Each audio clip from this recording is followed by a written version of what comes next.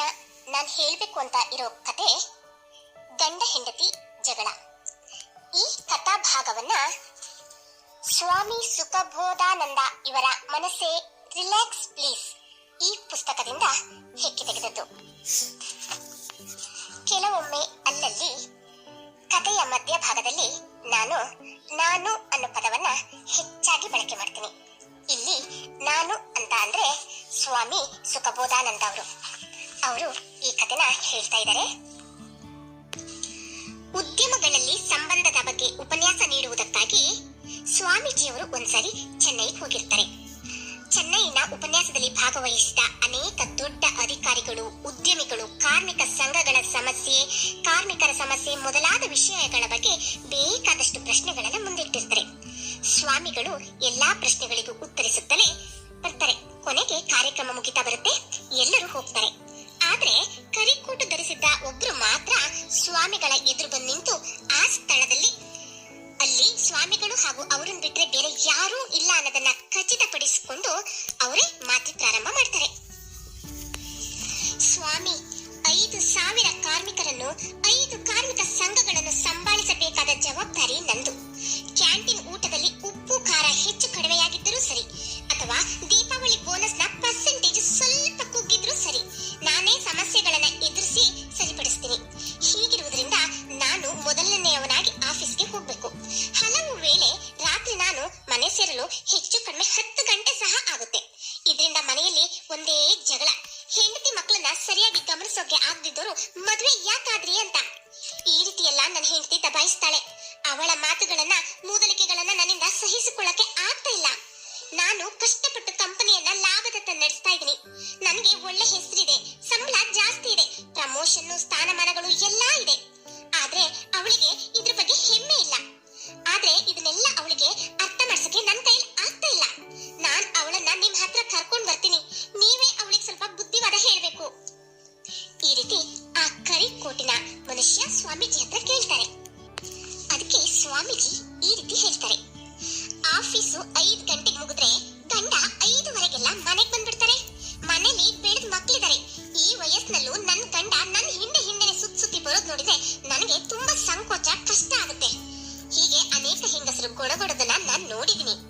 ಇದನ್ನು ನಾನ್ ಯಾಕೆ ಹೇಳ್ತಿದೀನಿ ಅಂದ್ರೆ, ಯಾವ ಒಬ್ಬ ಹೆಂಡತಿಯು ತನ್ನ ಗಂಡ ಹಗಲು ರಾತ್ರಿ ತನ್ನ ಜೊತೆಗೇ ಇರ್ಬೇಕು ಅಂತ ಹೇಳಿ ಬಯಸಲ್ಲ. ಒಬ್ಬ ಹೆಂಡತಿಗೆ ಬೇಕಾದದ್ದು ಕ್ವಾಲಿಟಿ ಟೈಮೇ ಹೊರತು ಕ್ವಾಂಟಿಟಿ ಟೈಮ್ ಅಲ್ವೇ ಅಲ್ಲ. ನೀವು ಎಕ್ಸಿಕ್ಯೂಟಿವ್ ಹೆಂಡತಿಯ ಜೊತೆಗೆ ಊಟ ಮಾಡುವಾಗ ಒಂದು ದಿನಕ್ಕೆ 10 ನಿಮಿಷ ಆಫೀಸ್ ವಿಷಯವನ್ನೇ ಆಲೋಚನೆ ಮಾಡದೆ ಕಣ್ಣುಗಳನ್ನ ತೆರೆದುಕೊಂಡು ಹೆಂಡತಿಯನ್ನೇ ನೋಡ್ತಾ ಇರಿ. ನೋಡುವುದು ಅಂದ್ರೆ ಸಾಲ ಕೊಟ್ಟೋರ್ ತರ ಅಲ್ಲ. ಮದುವೆಯಾದ ಹೊಸದ್ರಲ್ಲಿ ನಿಮ್ಮ ಹೆಂಡತಿಯ ಮುಖವನ್ನ ಹೇಗೆ ಆಸೆಯಿಂದ ಕುತೂಹಲದಿಂದ ನೋಡ್ತಾ ಇದ್ರು ಹಾಗೆ ಹೆಂಡತಿಯ ಅಂದ ಚಂದಗಳನ್ನು ಗಂಡ ಆಸ್ವಾದಿಸಲು ತೊಡಗಿದರೆ ಅಲ್ಲಿ ಬಾಯಿ ಜಗಳಕ್ಕೆ ಜಾಗ ಎಲ್ಲಿರುತ್ತೆ?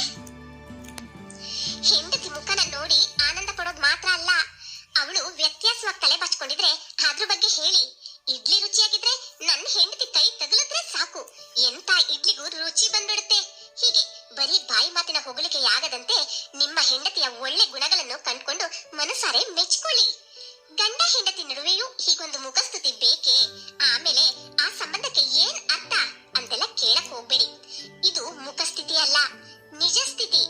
ದೇವರನ್ನ ಪ್ರಾರ್ಥನೆ ಮಾಡಲು ನಾವು ಹೇಳುವ ಸಹಸ್ರನಾಮಕ್ಕೂ ಕೂಡ ಸ್ತುತಿ ಅಂತಾನೆ ಕರೀತಾರೆ.